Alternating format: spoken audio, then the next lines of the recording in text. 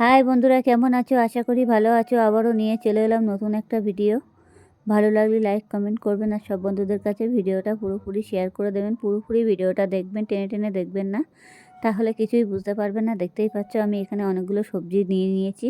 সবজি বলতে কি, ফুলকপির ডাঁটা, লাউ শাকের খোসা, সর্ষে শাকের ডাঁটা, এই সব সবজিগুলো আমি কেটে নিয়েছি অলরেডি। দেখতেই পাচ্ছ। নিয়ে আমি এখন এই মাছের তেল নিয়েছি, একটা কাতলা মাছের তেল। অবশ্য মাছ কিনে নিয়ে এসেছিলাম বাড়িতে, সেই মাছের তেলগুলো আমি রেখে দিয়েছিলাম ফ্রিজে।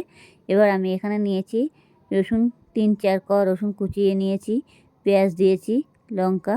যাই হোক, আমি এখন কড়াই বসিয়ে দিয়েছি তাড়াতাড়ি করে, দেরি না করে। কড়াইটা অলরেডি গরম হয়ে গেছে। এখন আমি কড়াইতে তেল দিয়ে দিয়েছি। এবার তেলটা দেওয়া হয়ে গেছে, তেলটা দেখে নিতে হবে গরম হয়ে গেছে কিনা। অতি অবশ্যই তেলটা দেখে নেবেন গরম হয়ে গেছে কিনা। যাই হোক, তেলটা অলরেডি দেখতেই পাচ্ছ ধোঁয়া হয়ে গেছে, গরম হয়ে গেছে। এবার আমি এইগুলো পেঁয়াজ কুচিগুলো তেলের ওপর দিয়ে দিয়েছি। আপনারা যেমন লঙ্কা খাবেন তেমন দিতে পারবেন, কোনো অসুবিধা নেই। আমি এখানে 2খানা পেঁয়াজ দিয়েছি, আর 3-4 কোয়া রসুন, আর 4টে লঙ্কা আমি ফালি করে দিয়ে দিয়েছি অলরেডি। এবার দিয়ে এটাকে আমি ভালো করে ভেজে নেবো। যেটি হোক, আমি অল্প তেল দিয়েছি। এবার যেটি হোক, আমার মাছে অনেকটা তেল, সেজন্য আমি তেলটা অল্প দিয়েছি, যাতে এটা একটু ভাজা ভাজা হয়ে যায়। পেঁয়াজ রসুনটা যাতে কাঁচা গন্ধ ভাবটা না লাগে, সেরকমভাবে ভেজে নিতে হবে অলরেডি। আর লঙ্কাটা অতি অবশ্যই আপনারা যেমনভাবে খাবেন তেমন দিতে পারবেন, কোনো অসুবিধা নেই। আর রসুনটা থেতো করে দেবেন না, রসুনটা পারলে একটু কুচিয়ে দেবেন, তাহলে আরও বেশি খেতে ভালো লাগবে, টেস্টি হবে আর কি। যাই হোক, এটাকে আমি ভালো করে অলরেডি ভেজে নিয়েছি, যাতে পেঁয়াজের জল ভাবটা কেটে যায়। আর যে জল ভাবটা থাকে পেঁয়াজের ভিতরে, সেটা যেন না থাকে, সেরকমভাবে ভেজে নিতে হবে অলরেডি। এবার আমার ভাজা হয়ে গেছে, দেখতেই পাচ্ছ লাল লাল হয়ে গেছে অনেকটা। এবার যে আমার মাছের তেলগুলো ছিল, এই যে সেগুলো আমি ভালো করে ধুয়ে বেছে কেটে কুটে আমি গুছিয়ে রেখে দিয়েছিলাম ফ্রিজে, তারপরেও আমি আবারও ধুয়ে নিয়েছি। এবার মাছের তেলগুলো আমি ভালো করে ভেজে নেব। এবার কড়াইতে দিয়ে দিয়েছি। এবার দেখবে কত তেল ওঠে এই মাছের তেল দিয়ে। আর মাছের তেল দিয়ে সব সবজি দিয়ে ভাজা খাওয়ার জন্য এত ভালো লাগে। আর শীতের সময় তো আরও বেশি টেস্টি হয়। আর দেখতেই পাচ্ছ তেলগুলো একদম পুরো মনে হচ্ছে খাসির চর্বির মতো বসে বসে আছে। মাছের তেল, কাতলা মাছের তেল এমনি খুবই স্বাদই হয়। যাই হোক, এটাকে আমি এখন ভালো করে গেলে গেলে দেবো, খুন্তি দিয়ে কেটে কেটে দেবো। দিলে এমনি অলরেডি তাড়াতাড়ি গলে যাবে। অনেকটা বড়ো আছে তো, আমি যেটিও কাটিনি, ভালো করে বেছে নিয়েছিলাম। যে নাড়ি ভুঁড়িগুলো, সেটাও আমি ফেলে দিয়েছি। নাড়ি ভুঁড়িগুলো অতি অবশ্যই ফেলে দিতে হবে। আর নাড়ি ভুঁড়ি এত মোটা মোটা মাছের তেলে থাকে না বেশি, আর যেগুলো থাকা সেগুলো ফেলে তো দিয়ে দিয়েছি। এবার আমি হলুদ গুঁড়ো দেবো, লবণ দেবো। এবার লবণটা দিতে হবে অলরেডি। লবণটা বুঝে শুনে দেবেন, যাতে পুড়ে না যায়। আর সবজি দেবেন তো লবণটা দিলে পরে কী হবে, মানে সবজি অনুযায়ী সবজিটা একদম মানে অল্প একটু হয়ে যাবে, সেই বুঝে লবণটা দিতে হবে, যাতে পুড়ে না যায়। যে আমি এই লবণ দিয়ে দিয়েছি, ব্যাস। আর আমি আর লবণ দেবো না। এবার আমি যার যেটুকু দেওয়া সেটুকু আমার দেওয়া হয়ে গেছে। এবার হালকা একটু জিরের গুঁড়ো দেব, জিরের গুঁড়ো একটু দিতে হবে। এই যে দিয়ে দিয়েছি।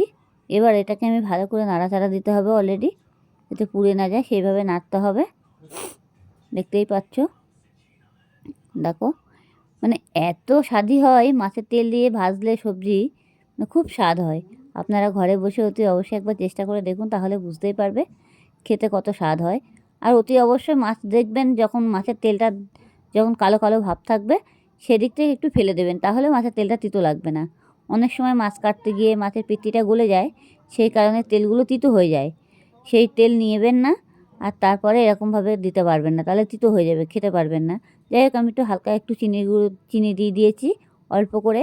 যেটি হোক, আমার সব সবজি দেওয়া রয়েছে তো বেশি, যার জন্য আমি অল্প করে একটু চিনি দিয়ে দিয়েছি। এবার এটাকে আমার ভালো করে নাড়তে হবে অলরেডি। আর যদি কাপসা থাকে কাপসা নিতে পারবেন, নাহলে ফেলে দেবেন, সেটা আপনাদের ব্যক্তিগত ব্যাপার। অনেকে খায়, অনেকে খায় না। আমাদের তো আবার কাপসা ভালো লাগে না। দেখতেই পাচ্ছ একটা কাপসা আছে এর ভিতরে, দেখতেই পাচ্ছি আমি।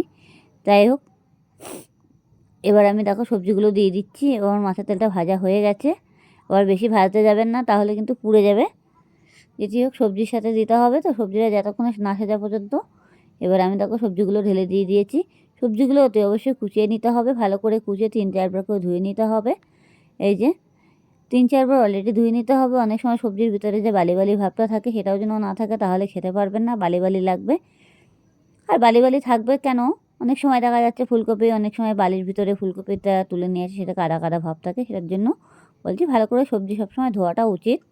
আর সবজি যত ভালো করে ধোবে, তত ভালো, মানে খেতেও খুবই ভালো লাগবে আর কোনো নোংরাটা থাকবে না।